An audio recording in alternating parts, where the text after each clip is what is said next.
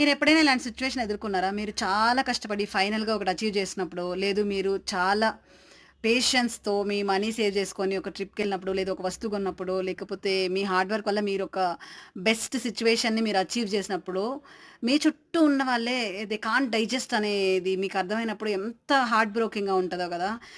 Same situations నా లైఫ్‌లో కూడా ఎదుర్కొంటా ఉంటాను. ఒక్కొక్కసారి నేను ఏదైనా చిన్న పని చేసినా, పీపుల్ ఎలా అంటే ఏదో నాకు ఫ్రీగా వచ్చినట్టు, నేనేదో ఫ్రీగా ఇన్వెస్ట్ చేసుకొని, అంటే ఎవరో నాకు ఉట్టిగా ఇచ్చినట్టుంటది. వాళ్ళ ఫీలింగ్స్. అంటే నీకేంలే అట్లా ఇట్లా అని. నేను ఎర్న్ చేసుకున్న దాని మీదనే నేను తినడమో, తిరగడమో వాటెవర్ ఇట్ ఈస్. నాకేం ఉట్టిగా రాలేదు. లేదు మా నాన్నేమి అంబానీ గాదు. లేదు నా చుట్టూ ఉండేవాళ్ళేం పెద్ద పెద్ద అంతస్తులు ఉండేవాళ్ళు కాదు.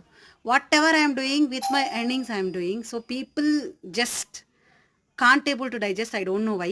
Please mention in your life also, if those snakes were there means please mention it. That's all.